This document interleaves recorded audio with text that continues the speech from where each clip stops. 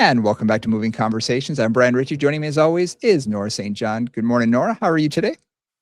Very well, thank you, Brian. It's nice and sunny here and a little chilly. A little this is California, so it's California chilly. How are you doing? I was going to say, you cannot complain, girl. You I cannot know. complain. Well, I We've got our can, little, but for many of yeah, you will have no sympathy. yeah. I was going to say, for those of us on the East Coast or in the North, it's been a little chilly. It's when I saw that we might expect, an inch or two of snow. And for some reason, Washington, D.C. is in this weird bubble. We don't get a lot of snow. North and south of us get more so than we do. But when I saw that, I was like, oh, man.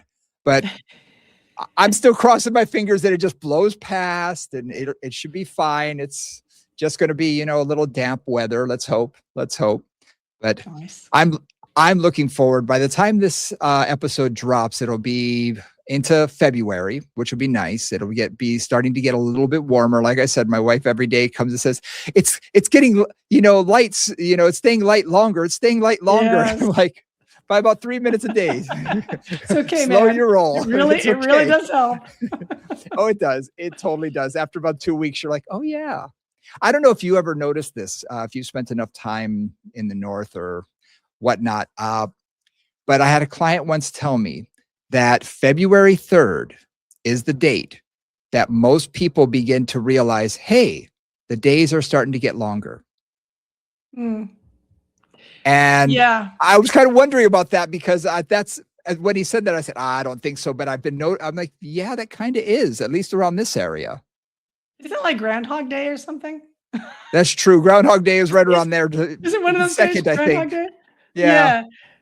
Yeah. I mean, I think some of it is, it's often so gray, Uh-huh. right? It can be so gray in kind of January that you don't really notice that there's more light until you get, True. a patch of better weather. And then someone's like, hey, wait a minute, I'm coming home. For me, it was always, I'm coming home and it's not dark. Yes. Right? Like you come home at the same time every day and you come home and it's not dark. Oh, okay. The sun's coming back. Hallelujah. Exactly. So I'm looking forward to having a little warmer weather. Hopefully it'll be here before too long.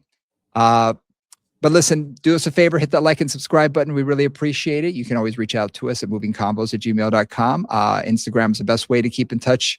Also, you can DM us there and check out all of our anatominis and a lot of our shorts and things like that. We've been posting a lot of those lately to try and generate a little bit more buzz, a little bit more interest, and get a few more people to listen into the podcast. We really appreciate it. So like, comment, and help spread movement as we know it, as we like to say.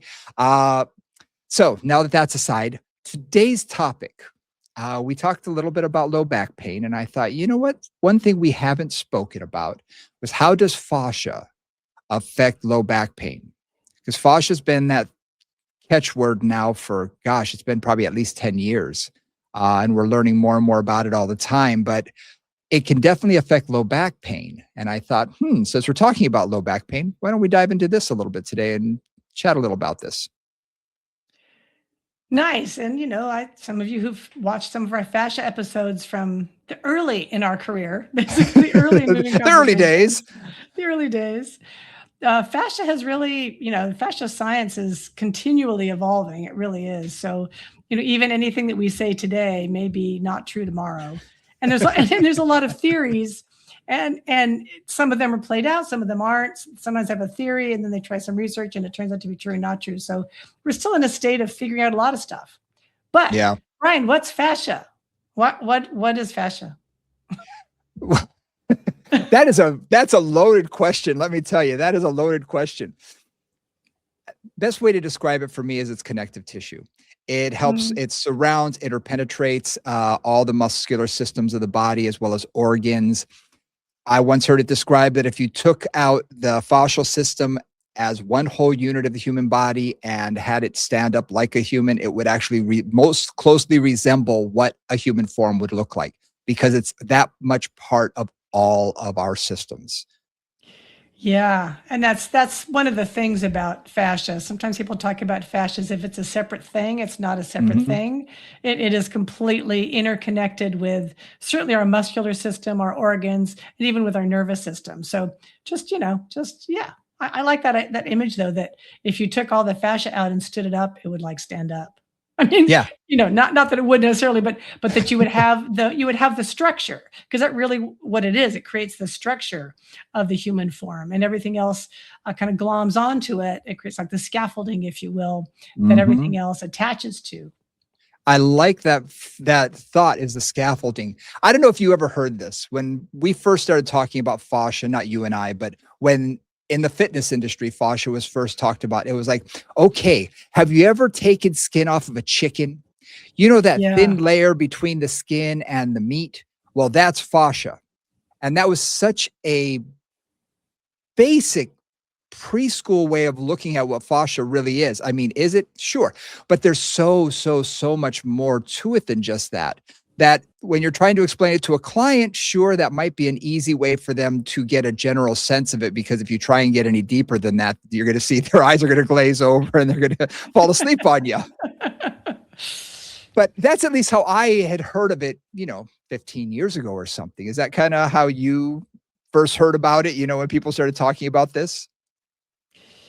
That was certainly one analogy. The other one was really, from my anatomy stuff, looking at muscle structure, right? And you've Mhm. got like the myofibrils, then you have the endometrium, and then the paramecium, or endomecium and the paramecium. And so you start to see how the little fascial layers surrounded every single little bundle, like kind of every Mhm. cell, and then every group of cells, and then the whole muscle, and then how all those fibers kind of form tendons. So for me, it was more like understanding that it really does create the scaffolding on which all the cells that are more lively, because connective tissue, doesn't well, it does things, but it doesn't do things Mhm. like muscles, right? It's not contractile. It's not a an organ cell that has particular functions. It really is designed to create the structure that things sit on. Mhm. And that's a great way to put it. I mean, I'd never heard of it as really termed as scaffolding, but kind of it is. When I first moved to Washington, D.C., they were redoing the Washington Monument. So they had the scaffolding around the Mm. outside. So that was my first image I ever saw of it that Yeah, wasn't on yeah, television was the scaffolding around it. And yeah. anybody who's been to New York City knows the best business to be in is the scaffolding business because every block there's some scaffolding going up where people are working on buildings. If anybody's ever been in New York, you know what I'm talking about. You're always Always. walking under scaffolding, but it's true. And a great way that when you said that, I literally thought of the scaffolding that was across the street from a hotel that I was staying at that actually was covered with this muslin sort of thing that I Yeah. guess kept heat in or something because it was in the winter. And so they were able to sort of heat where the workers were working. But it was interesting that the scaffolding and then the muslin layer over that surrounding this entire building. And that's kind of really what we're talking about when it comes to our system is that all of our muscular system, organs, all of that, this does provide that scaffolding. It's an interesting way to look at it. And when we talk about specifically the thoracolumbar fascia, um, it really, like the fascia of the low back, it really is the thoracolumbar fascia and related structures, and how that structure is built and how that structure moves or doesn't move completely affects how we experience movement, how our spine feels, how Mhm. our rotation feels, how it feels when we lean over, how it feels when we extend. So that's where, fascia and the low back really come together. Well, fascia, what I find interesting is even though it doesn't have necessarily contractile ability that it contracts on its own, it does sort of have a fibrous network in that the fibers lay in one direction or are supposed to, but sometimes they become more fibrous and those fibers lay at awkward angles or odd angles. And that can create stiffness. That can create, areas that don't sort of loosen up. And anybody who's worked with someone who's, I'm going to say it, a 50, 60-year-old man, their low back doesn't want to move. That spine in general is incredibly stiff. We see that I use men because it's almost every single guy I have. We start off with that and we have to work on trying to create flexibility there. But that thoracolumbar fascia really becomes almost fibrous and just dense. And you can feel it if you ever touch their back. It's sort of like, wow, that's a solid piece of rock almost. One of the things I say a lot is we build our own fascial suit, Hmm. and so when you think about that with the low back, or you think about anywhere really, fascia gets thicker when the body needs more support in that area. Hmm. Right. So one example I have is like, and you guys can do this at home. If you come up and you feel the top of your shoulder blade and kind of the back, kind of medial superior border, the bottom back tip of your scapula, you'll feel a really tight band of tissue there. It's like this levator scapulae. But Hmm. basically that's so tight because that tissue, that connective tissue there has had to really work hard and lay down a lot more stiff connective tissue to hold your scapula up. Hmm. Right. So what we do and what habits we have and how we hold ourselves, what our posture is, will build more connective tissue to support that area. And with a low And you back, add that's classic.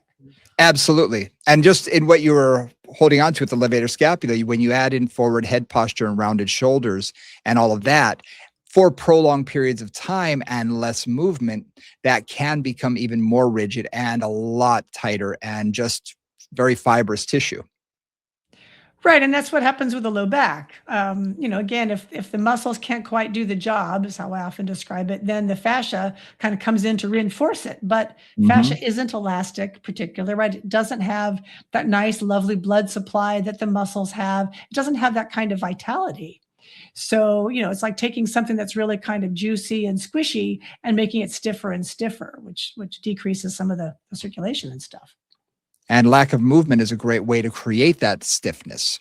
Right, Just exactly. not moving at all, which a lot of our clients that come in, and a lot of people who are listening to this who may not be in the fitness industry are just like, yeah, my back is, I do have low back pain. And well, I haven't exercised in the last 15 years. I haven't really done a whole lot. Well, guess what? That's going to happen. If sitting is your biggest activity, let's face it, that area is just going to get stiffer and stiffer. I had a good client of mine who was having low back pain. The other thing with low back pain is when we're in pain, and this is generally true, we tend to move less, right? If it hurts, I'm going to move less. And Yep. oftentimes that's a very, very natural reaction. It's a protective reaction. It's often not the best thing to do, Hmm. right? Because if you stop moving, like something hurts and then you stop moving, that often means you decrease circulation. You're not getting lubrication of the fascia. You're not getting Hmm. blood supply. You're not getting all those things that actually might help the thing to heal. Yeah. So I think about, again, this one client, if any of you have done something like pinwheel or telescope arms, where you're lying sideways and you take the arm, Book you either openers. circle, yeah, exactly. Either circle up over your head or open and close. You go into rotation and come back. And it was fascinating because with his low back pain, he had literally stopped moving his entire spine. So Yeah. that whole opening came just from the shoulder. I'm sure you've seen that as well. Oh, yeah. Um, yeah, and it's like, okay, so you have basically taken your entire back and turned it into concrete. And we need to It's we a need great to way to break put up it. that concrete. Yeah. We need to kind of give it some life, give it some juice, give it some mobility, give it some lubrication. And finding the gentle movement that can do that is really important for the thoracolumbar fascia. Absolutely. And if you think about it as a super highway, where all the Mm, roads are going one direction, then you can see that there's going to be movement in that direction. And what movement you are doing on a regular basis, you're building that fascial suit. It will want to do that. And those fibers can run that way. But when you're not moving, those fibers can run in all sorts of different ways, like 20 different roads coming into the same spot. Well, guess what? There's going to be a traffic jam. There's not going to be any movement. And that's what's going to happen to your body, basically. You're going to get stuck and you're not going to be able to move, which, let's face it, I love how your analogy was when you get in pain, you move less. That is everybody's initial response. And that's a good one. It's a good response at the beginning because guess what? Anytime you do move, if you have any spasm, it locks you up. But after right, a couple days, guess what? Movement actually helps. And I always tell people, move with what your body will allow you to do. If you can right. move even gently, don't force it. Don't go beyond what your body wants to do, but explore and investigate. I love using those words with clients. I said, just investigate with what you can do. Can you just turn your shoulders a few degrees? Oh, I can do that. All right, cool. How about turning the other way? Yeah, it's a little tighter, but yeah, I could do that. All right. So something as simple as that becomes an exercise. It's just a little bit of rotation this way and that way, but investigating on what doesn't cause pain rather than I am in pain and I will not move ever again. This is how I'm going to stay the rest of my life. That's not which realistic, but it's what no, we've but encountered though. It's when people come it's to what we us. do. It's a very natural, like, protective response. Absolutely. So we've kind of been throwing out the term thoracolumbar fascia at will, like kind of Yep. here, thoracolumbar fascia. What the heck is that? So Yeah. What is it? right? Thorax, thoracolumbar fascia connects the rib cage essentially to the pelvis and into the hips. And the interesting thing about the thoracolumbar fascia is structure wise, it has many different layers. So, on the superficial level, if you're looking at the back of a body, and especially if you're looking at an anatomy illustration, you'll see a very nice kind of triangle or diamond Mm-hmm. shape where the latissimus dorsi comes down, comes into the fascia of the back. And then you have like a little triangle that goes down to the top of the pelvis and then down to the sacrum ish. Okay, so you got a Ish. picture of that? Yeah. That's the outside layer of the thoracolumbar fascia. So it's the tendon essentially of the lat, and then going into kind of the gluteal fascia down in the hips. But inside that, it connects directly through the fascia to the transverse abdominis, to our erector spinae, even around our quadratus lumborum. And if you kind of expand that definition even onto the psoas. So Mm-hmm. it really interconnects all of those important muscles that support the low back. And if you think about it, what are we talking about when we talk about the core? We're not talking about just your abs. We're Right. talking about all the way around. So the thoracolumbar fascia is a huge component because it does help to interpenetrate and connect some of these muscles together so that they work together in a most efficient and effective way. So that they work together rather than trying to work separately. Right. It connects them because Mhm. honestly, we always talk about, pulling the abdominals in supports the low back. Like that's a classic thing, right? Pull Mhm. your abdominals in before you do this or that. But the the muscles that do that, primarily your transverse abdominis, doesn't actually attach directly to the spine. It Right. attaches through the fascia to the muscles around the spine. So it was one of those like the first time I realized that, because for years I'd heard, oh, pull your stomach in, pull your stomach in, pull your stomach in to support your back. Okay, got it. But then I was like, wait a minute, it doesn't connect to my back. How does this work? And Yes. that's really where some of the theories of thoracolumbar fascia as part of the core come in. Because it's like you got to have that connection from those muscles into all that area around the spine to support the spine. And it's a great way to think about it because most people don't realize, especially with the transverse abdominis, you suck that in and that does support your low back. Absolutely right. But where does it attach? And when you look, it says in a lot of the old anatomy books, it basically goes around is how they would describe it. Those fibers are, around the abdominals. Okay. And they'd say it goes into, I've heard the low back, I've heard the aponeurosa, which a lot of people have used instead of thoracolumbar fascia 20, 30 years ago.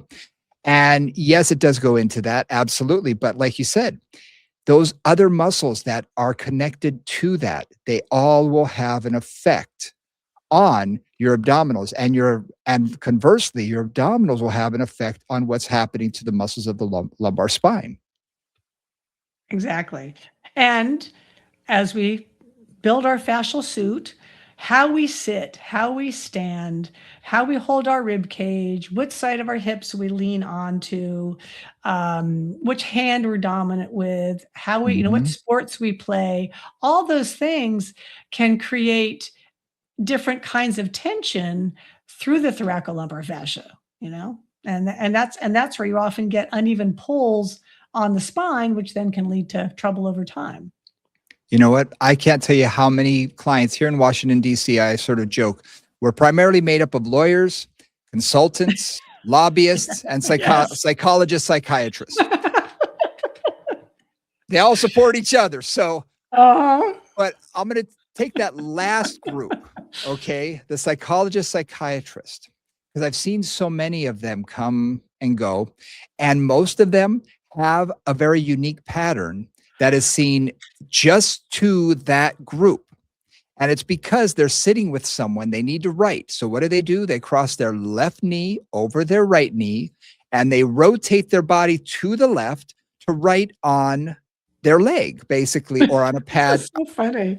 Just like And psychiatrist back. it is. It's one of those things. So funny.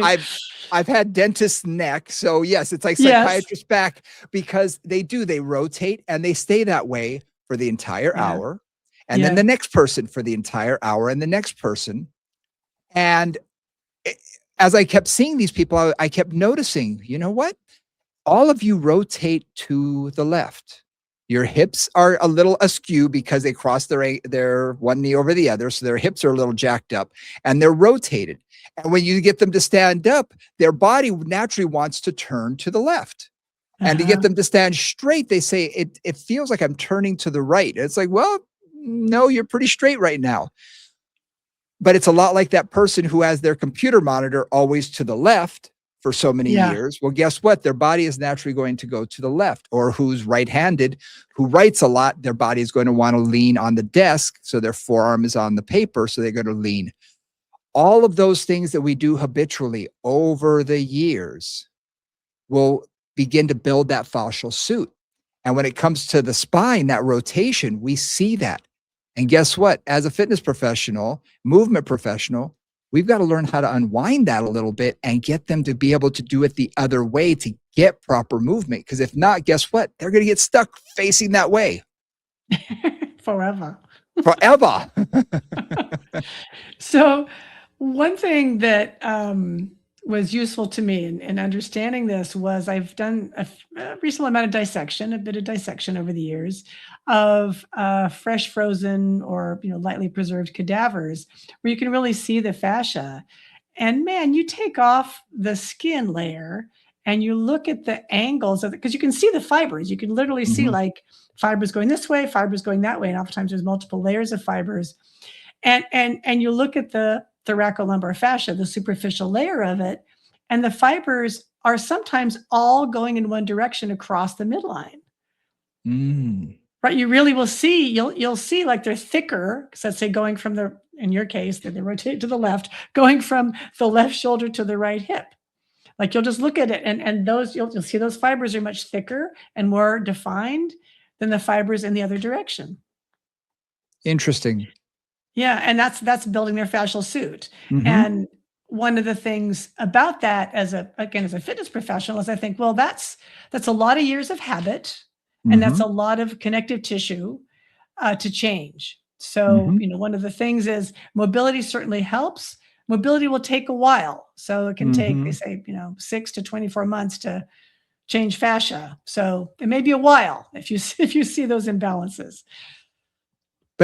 But it's worth doing. Most people think of building their fascial suit. And I've had a lot of people say this, and fitness professionals say, well, you see it a lot in sports people because, baseball pitchers, their right glute is going to be bigger than their left, and their one side, because they're swinging one direction, it's going to have more. Absolutely. And you can tell that with tennis players. You can tell that with golfers. Sure. But habitually, we do things on a regular basis. Just us. Not sports people, not even the weekend warrior, that just the way we sit in our car. How many times have you gotten into someone's car and tried to drive it and their seat is kind of at this weird angle that one hip is lower than the other? And you're like, what the heck is this? What's happening here? I actually had a car that when I drove it for years, my dad got in it and he said, what's wrong with your seat? And it's because every time I sat in it to reposition myself, I pushed against the steering wheel and I pushed my right shoulder back, that literally my seat, the right side by the headrest was actually shifted back about 1.5 inches. But I didn't notice it because I was that way. It was always that way. And it moved, 1 millimeter at a time over the years. Right. But someone who comes in for the first time who sees that, they're like, oh my gosh, but guess what? I'd been sitting that way for how long? You built your car seat, Brian. You didn't build your fascial suit. You built your my car seat. But that car seat was then building my fascial suit because I Yeah. drove all the time. Just Yeah. think about right now, if as you're sitting in your seat, okay, or in your car, or if you're sitting, do you feel yourself more on one cheek or the other? Are you leaning on one elbow more than the other? Are you sitting upright? Are you twisted a little bit? All of these things you're going to find you do habitually because we all do it. And as you do that, you're reinforcing that fascial suit. You're putting you're like a suit of armor, you're just laying down more metal in one direction over the Mhm. years. And guess what? It's going to get rusty and it's not going to want to move after a while. I love that. My thoracolumbar fascia is rusty. So we need oil can, right? For the We Wizard need of oil. Oz. Like I need the Exactly. oil can, oil can. Need a little WD-40 for my joints. Oh. And one of the things that you said earlier that just, for again, from a movement perspective, how do we change this, right? That's always kind of what we're trying to Yep. aim for here. The things that really help the thoracolumbar fascia are rotation and lateral Mhm. flexion. So flexion and extension help a little bit, but I really find that you have to work the two sides differently. So you have to work some unilateral work, you have to work some rotation, you have to work some lateral flexion, because Yep. that's really where you see the imbalances just kind of dramatically, to your point on the psychiatrist Yep. rotation, right? That you'll see like, oh, they always rotate this way. And so you've got to work on getting that rotation to even happen in the other direction. And how many of us have clients, and myself included, where one side of their erector spinae or quadratus lumborum is so much tighter than the other. I Yep. already know I stretch my right side twice as much as I do my left because it Yep. is chronically tight. I've got some spinal issues. I'm 54 years old. I'm going to have some, that's just life. But I find myself stretching that side so much more than the other because that's the side I'm tightest on. And that's the way I built that fascial suit over the years. And yes, over the last 5 years or so, I've created a lot more flexibility and things have gotten great. But there are many years that I was scared to move it and that I Right. didn't want to. And that's where our clients are coming from. They're trying to protect it. And you're right. Rotation and lateral flexion are the two things that they lose because most of what we do is in that sagittal plane. It's forward and back. It's flexion and extension. Most of our exercises fall into that category. So if we're not putting them into our programming of doing things that involve some rotation, of doing things that involve some lateral flexion, you're really missing out on something that could be very important in getting your clients back as healthy as possible. And to what you said earlier, of course, if the thoracolumbar fascia is the issue, if it's just really tight or really imbalanced, it's going to take time. And Mhm.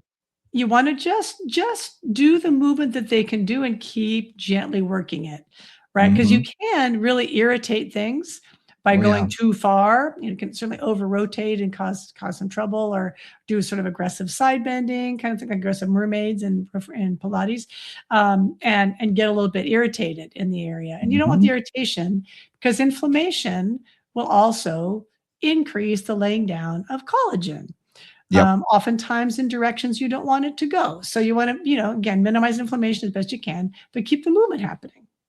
And remember that joints in general, joints like to be stable. So if Mhm. something does have pain or whatnot, the body will try and lay down more collagen and more fibers to try and limit that range of motion because it wants to protect it. That's just natural, innate on our body's behalf. However, that's going to limit what we can do. So we need to eventually get into that movement pattern. We want to go into lateral flexion. We want to go into rotation. That is super important for us just in general and in life to be able to do these things. How many of us sleep on our side? You know, you're trying to get out of bed lying on your side. Guess what? That's lateral flexion. You have to have some of that. Getting out of a car. There's so many times when we do that rotation and lateral flexion, we need that movement in our life on a daily basis. Absolutely. Otherwise, life gets very difficult. If you've ever tried to go through a day without either of those things, it's actually, you guys might try it once just to recognize like, oh, this really doesn't work very well. So many things No. get difficult. Try to put your shoes on without really flexing or moving, like keeping your spine very square and stiff. Unless you're very, very flexible everywhere, it can Hmm. be a little tricky. Yep. But I will say this, look at like a 70-year-old, 75-year-old person. A lot of times when they realize they can't do anything anymore, instead of coming at it from a movement perspective and say, I need to be able to get up and down off the floor, they just decide, I'm never going down there again. That's so far away. Mhm. I'm never going on the floor again. So even for them, I had a client who wanted me to help him find grabbers, things that he could pick up his shoes with, and long shoe horns. That's what it is, a shoe horn so they Right, can put right, their right. shoe on.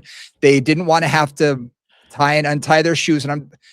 And part of me is thinking, yes, I want to help them out because I want to make their life more valuable so they can do more. But at the same time, I want to get them to move better so that Yeah. they can get up and down off the floor, so that they can put on their shoes Yes. by crossing their legs or doing something like that. So there comes a balance point where, yes, I want to help you, but I don't want to enable you to not move anymore either.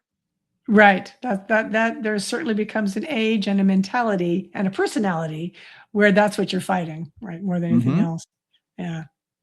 Yep. So Brian, do you have a client, do you have a good thoracolumbar fascia client story? Oh, I've got tons. I've got it's like, oh, which one? I'm looking through my Rolodex right now. That ages me. Sorry, my database, I should say, not Rolodex. It kind of ages me. Uh, no, in general, I think of my older gentlemen. I have one gentleman who just started with us not too long ago, who his back is just unbelievably tight, unbelievably tight. I tried to get yesterday, day before yesterday, just to do a little bit of a pelvic tilt, just introduce a pelvic tilt to him. He couldn't do it. He Wow. couldn't even fathom the idea of what that meant. I kept trying to, because I was trying to teach him a bridge and I wanted to do an articulating bridge. So I was trying to get him to scoop in using your abdominals, try and get a little bit of that posterior, and nothing was coming. I mean, he was a rock. Nothing was coming. And it took a while for me to I had to let certain things go and just, okay, if I get a couple of centimeters today, I'll be happy.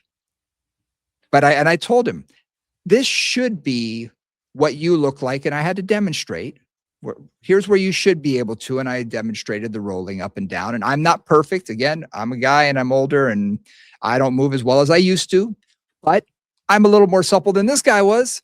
So I demonstrated and he was like, isn't that what I'm doing? And I said, here's what you're doing. And I showed him and he went, oh. And he literally couldn't get into that position. So I said, here's what we're just going to work toward this. So again, I wanted him to do what he could. And the interesting thing that I find with some clients is it's not that they feel tight. It's just that they don't have the concept of how to do this, on how to move. They can't feel it. Yeah. I mean, that's kind of what I'm thinking about this, guys, is like sometimes that lack of ability to move is tissue tightness or joint issues. Hmm. Sometimes it's just like their motor control, they've never done that before, right? Yes. So they're just so unfamiliar with the movement, even as a concept, that they can't get there. Hmm. And I had my hands on his hips. I mean, I was getting really close and I know more about this gentleman than I ever wanted to, man. I mean, I was in there, but I Right. wanted him to feel that movement. Right. And so he understood. And literally his movement was very, very small. And again, I got maybe an inch. Okay, that's a start. Over the next 6 months, I'm assuming I'm probably going to get 4 inches, maybe 5 if I'm lucky. But again, it's going to take time. It's going to really take time. And I find that time is one of those things that we have to really work on slowly and just allow it. We are in such, I hate to say this and be the old man yelling, get off my lawn, but we're in an age of instant gratification now.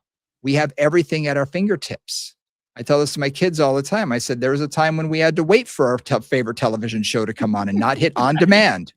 Right. And so for our bodies, we're sort of used to, oh, I should be able to just do this. But anybody who's tried to learn a sport at an older age, whether it be pickleball, golf, tennis, whatever it is, There's a learning curve. And the same thing goes with the body. It's going to be a learning curve on trying to get your body to do what you think it should be able to, and allow that it's going to take some time, maybe 6 months, maybe longer. And that's okay. I always say the brain is fast and the body's slow. Yeah. I mean, the brain can decide that it should be able to do X, Y, and Z like instantaneously. Like, oh, I should be able to touch my Mhm. toes. Okay, I got that idea, that concept, for example. But Yep. actually getting the body to do it takes time, repetition, patience, all the things that, to Brian's point, people are not really very excited about these days, We're not you patient know? at all. I will say, No. during the pandemic, and I've told you this story before, I'll relate it again. I decided, because I was coming into my studio, very few people were coming in. I was doing mostly online, but I had a gym to myself. And I said, you know what I'm going to work on? My hips have always been tight in general, my left one. Or so I could cross one ankle over one knee and get it almost parallel with the ground. And the other one was up at like 40, 45 degrees. It was very high and just wouldn't drop to save my life. So guess what? I devoted at least a year and a half to get that to drop down. And I used, the ladder barrel, Pilates ladder Mhm. barrel, and I put my leg up there and I just leaned forward as far as I could go and try to let that leg relax down. And I just investigated on what felt to be too much, what felt to be just right. And when I hit to just right, I'd say, okay, I'm going to stay here 30 seconds. Now maybe another millimeter or two, hold that for 30 seconds. And I tried to literally inch my way down. But after 18 months, they were perfectly balanced. Each one was level. But again, it took a year and a half of diligent work. It wasn't just, oh, I'll do it one day this month. No. It It takes it takes requires it's work. dogged effort. It really takes, like, Yeah. dogged effort. And yes, certainly when you're older, it does. I mean, for sure, Yeah. that does change a lot. You're less pliable. But at any age, it's like it just takes work. I mean, I worked with a client who had really tight hip flexors, like, just really Mm, tight hip flexors. And her goal was, she was a yogi, and she really wanted to be able to do a full back bend, but mm, she really couldn't, because she just couldn't open her hips enough to do that. sure. And so I gave her a couple different exercises. One is like this monster quad stretch that I do, and then some other hip openers. She was one of the more disciplined clients I've ever had. Like, she really worked it like three She was times a goal week. oriented. She was goal oriented. She would do her stretches, and man, when she, I'd keep a regular eye on her. And after about 6 months, she was able to go into a pretty full back bend, with the hips Nice. being open, going and the hips going into extension, and she had the support. It was wonderful. But again, 6 months, maybe even it was even 9 months. It was quite a thing. So you can make some of those changes, and you just have to, again, persistence, dogged persistence. And when we have a client who has, like the psychologists that I was telling you about, who they've spent so many years in one position that we are trying to unwind that, we can create the perfect program for them. But at best, you're seeing them 2 to 3 hours a week.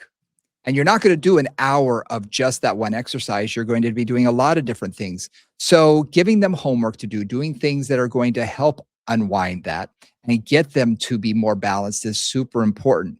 But what's also important is to ask them to think about changing that position that was getting them stuck in the first place. Right. Getting them out of that first, because guess what? You keep doing it, it's going to keep getting you back there. No matter how much you try and undo it, you're still going to go back. Right. I always find with any particularly thoracolumbar fascia, but any kind of myofascial suit stiffnesses or real imbalances, I've got to look at, Mhm. what are your habits? How are you sitting? How are you standing? How are you driving? What sport are you doing? And I've got to address that, because again, 1 hour a week, 2 hours a week, 3 hours a week is not going to make the change, even if they Mhm. do some homework, if they are continuing 8 hours a day to have that leg over the other leg, and the clipboard on their knee.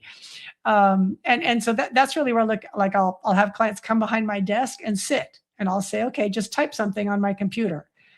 And I'll Yep. watch them. And sometimes they're being very good, but sometimes you'll immediately see, oh, they lean to the right, they rotate in this way, they hold their arm up in a certain way. And you know, this is a person who's a graphic designer, for example. And so they're in that position at least 8 hours a day, all the Mm-hmm. time. Mm-hmm. And so those are the things like, okay, so let's see if we can change the daily habits, because that's really where your suit gets built and unbuilt, is how you hold yourself, not just in those hours of workout time, but in the rest of the day. Yeah. And to be able to balance out, when I mentioned dentist neck, if you think about working in such a small space as a Mm. mouth, and now I'm noticing a lot more of them are using magnifying lenses on their Yeah, on yeah, glasses so that they yeah. don't have to lean into the mouth so far. And I'm finding that they're trying to take better care of their body. At least the dentists that I know, they've found ways to modify that. But some of the old school ones, they know what they know, and that's all that they know how to do. So when I work with them, I tell them, you're going to be doing this for 6 or 8 hours every day. You can't expect the 2 or 3 hours a week of what we're doing to make a huge difference in a short amount of time. What we need to do is effectively change how you're doing everything else, how you're doing your job so that you're still effective. I don't want to take that away from you because you're great at your job. I've seen this with surgeons. I've seen this with a lot of people who have to sort of stay in one specific place for a long period of time and not move. Their whole body sort of gets rigid there. It's like, okay, we have to find the best, most optimum position for you. And that's sometimes what our job is to try and find that for them and train them to be there, because that's going to make a huge change. And then all the exercise you're doing on top of that, oh, it's gravy. It's going to get them to be a better mover in the end. But you got to change, what got them there in the first place. One other thing I want to bring in here, since we are talking about fascia, is the role of either myofascial release or really good manual work on here. Yeah. So for sure, one of the challenges with super tight fascia, whether it's in the low back or anywhere else, is it will respond slowly to stretching and mobility work, but it's a kind of Hmm. a slow process. I Hmm. think if you're really just doing stretching and mobility work, and sometimes a really good body worker, particularly people who do things like structural integration or Rolfing or that kind of thing, can go in and loosen up or literally break some of those fascial connections, and then you've got more mobility that then you can train. Hmm. So, and whether that's again a good manual therapist or whether it's milder work like rolling and balls and that kind of thing, sometimes that can really make progress in decreasing tension in fascial tissues, and it's an Hmm. important part of working with people with fascial issues. And if you think about it, not just from the fascial point of view, but also just from a circulatory point of view, because Right.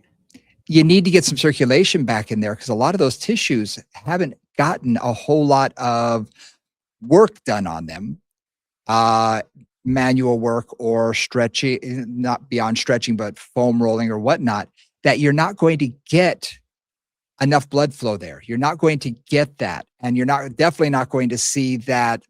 We like to refer to it sort of like a sponge when it comes to fascial tissue that's squeezing out of the hydration of the water and letting go and letting it come back in. And the more you do that, the more receptive it is to hydration, and the tissues become much more hydrated. And when they're hydrated, they're much more receptive to being able to move. That a lot of times I'll teach someone very easily how to take a small ball, somewhat a little firm, and put it against the wall and literally rubbing like along their iliac crest, because a lot of times I find the QL much more than the erectors. For some people, the QL really can lock down. And just by releasing that a little bit, getting into that area, oh my gosh, they'll hit a spot and you'll see their eyes light up and, oh yeah. And I'll say, okay, maybe not that hard, maybe nice and gentle, hold it and then move a little bit. Hold that spot, move a little bit. And I say, now do that a couple times a day or once a day just to get some more blood flow to the area. Then every other day is enough because we also want it to heal in between.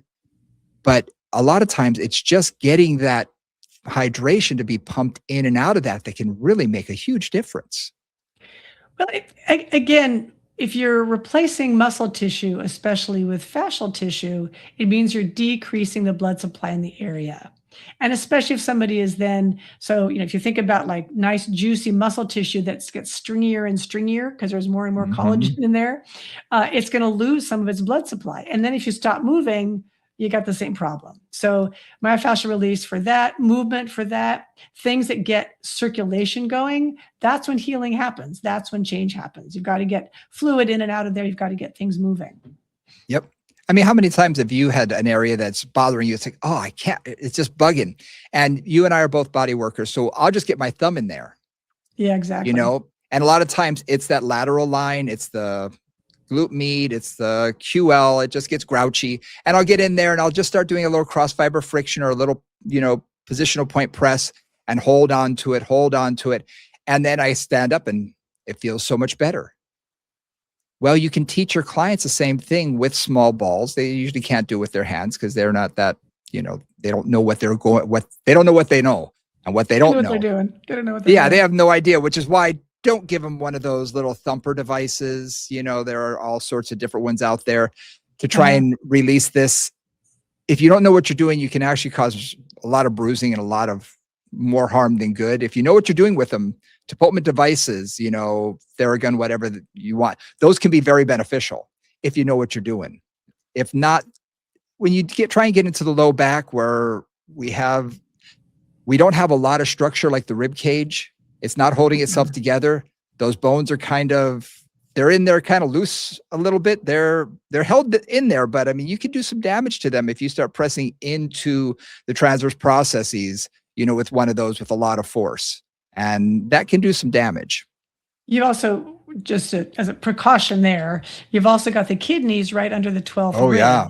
and the 12th rib, which can be, I've had a few clients get overzealous in their rolling on their low back, Hmm. even just with a roller, and really cause some trouble. Either one of them actually dislocated the 12th rib, which really was not good. And another one, she was like, she really went after it. And the next day she said, "Oh, there was blood in my urine." I said, "You damaged your kidney. Like, don't do that." So I know these are extreme, but that's a good But it warning, right? happens. It happens, but stay on the tissue. Don't go up onto that 12th rib. Be really cautious with that. And I'm going to warn people this, in the melt method, I've studied the melt method. There's something called masses and spaces. Like your rib cage is a mass. Your thoracic area in general, okay, is a mass. Your lumbar would be a space because there's not a lot of support there. You don't want to Mhm. necessarily roll on the spaces because you don't have as much support.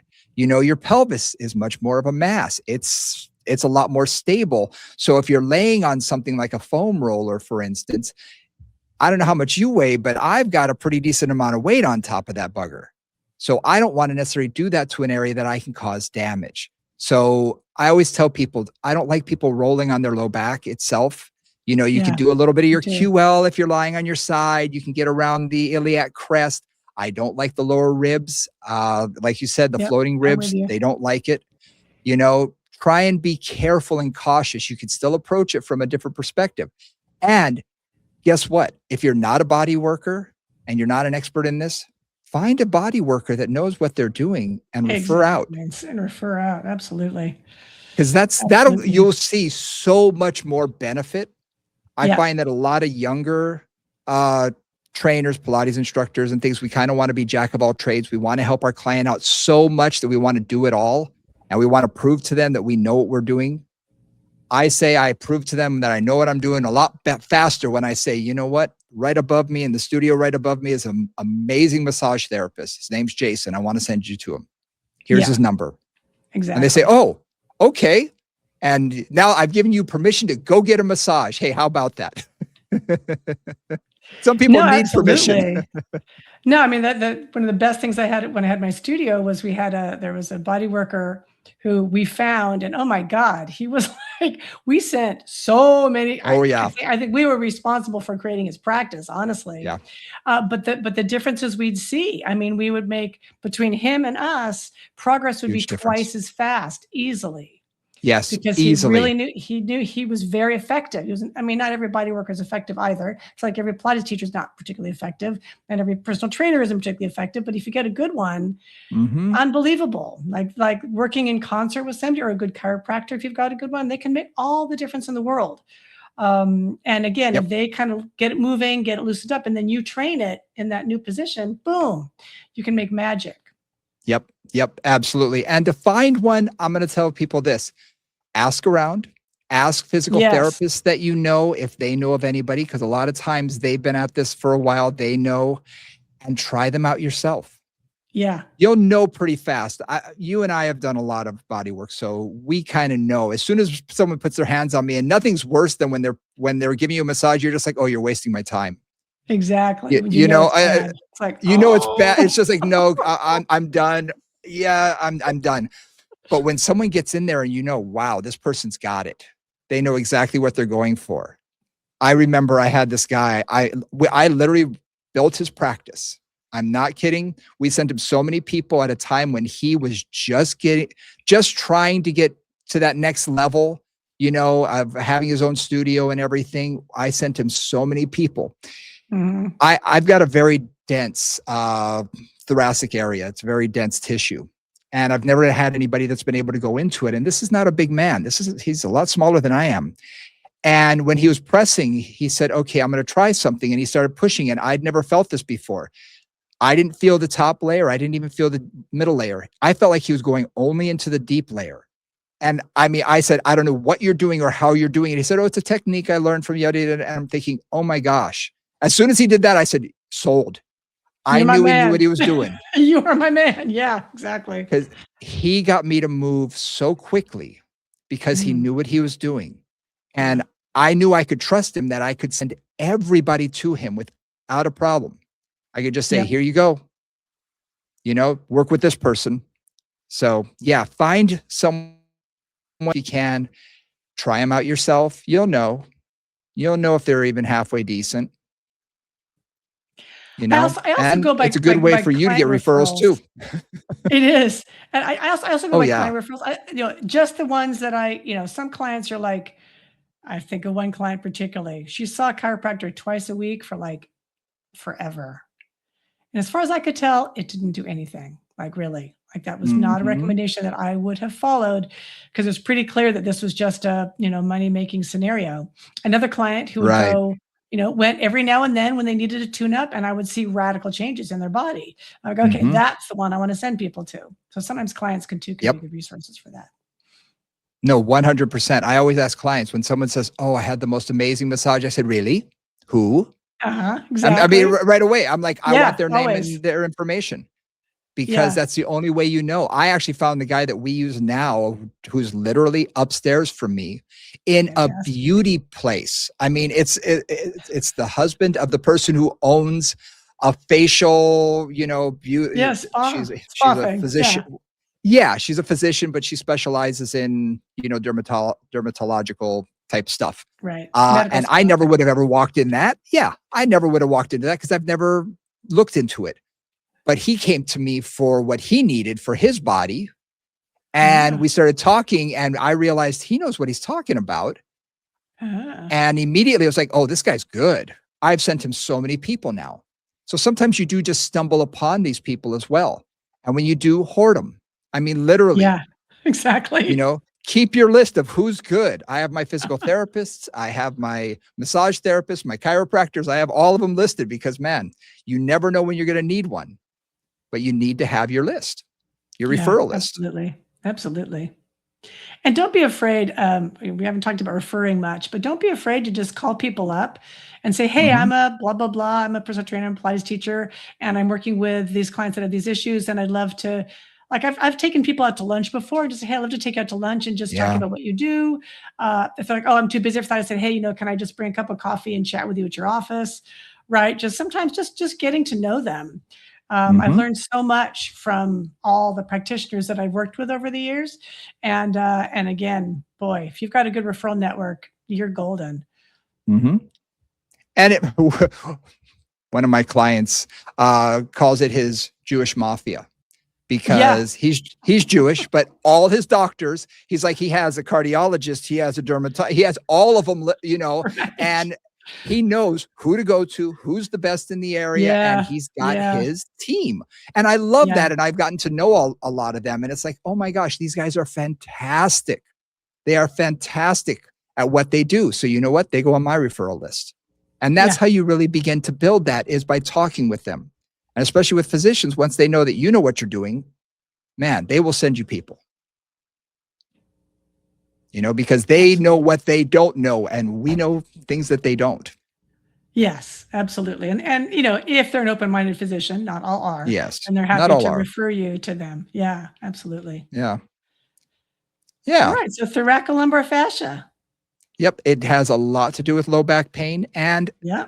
again, movement. Movement is the key. We say this every week. I mean, moving conversations, it's called this for a reason, gang. This is all about movement. We're movement Yeah. professionals. We get people to move better. That's our job. And guess what? When they have something like low back pain, thoracolumbar fascia has a lot to do with it. So hopefully you've learned a little bit more about the thoracolumbar fascia and how it can lead to low back pain, but not only that, what you can do with it and what you should do for it. Keep it moving. And so much of keeping it moving is rotation and lateral flexion. And just, I think the other thing we also encourage in this podcast is just diving a little deeper, going Mhm. beyond like the exercise you're supposed to do and really seeing that body in front of you and going, oh, wow, that's a weird thing. They're only going side bending to the right. They don't side bend to the left. All right, well, let's look at that. Right. So Mhm. it's that encouragement too, to just keep looking deeper, keep kind of uncovering things, uncovering asymmetries, uncovering different ways that people move, and then seeing how you can affect those, how you can make those more balanced. Yep. I had a client once tell me that I was a body detective, and that's really Yes. the way to sort of look at it. We do. We are looking at first of all, what do we see? How do we see it? And where do we go from here?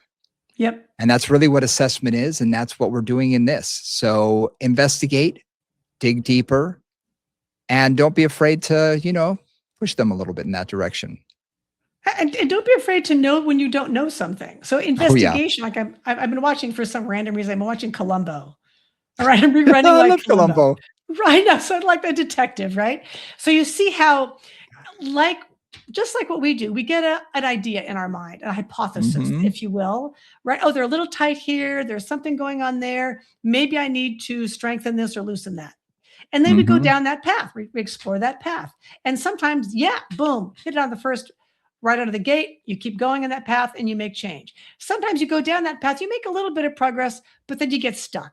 And you've got to look for Hmm. what's the next step, what's the next clue, if you will, to use the detective analogy. And you find another clue, and then you go down that path, and you just slowly build that, right? It is an investigation, and you are a Yep. body detective. Yeah. Absolutely. Absolutely. Well, hopefully you did learn something. You got some practical application out of this as well. Thank you guys again for joining us. We really appreciate every one of you. Do us a favor, hit that like and subscribe button, comment, like, post, repost. We really appreciate it. You can always reach out to us at movingcombos@gmail.com, especially if you'd like one of us or both of us to come to your facility and teach your students. We'd be more than happy to do that. We're always open for that. So do us a favor, reach out. We'd be more than happy to discuss that. So for Nora St. John, I'm Brian Ritchie. We'll see you next week. Bye, guys.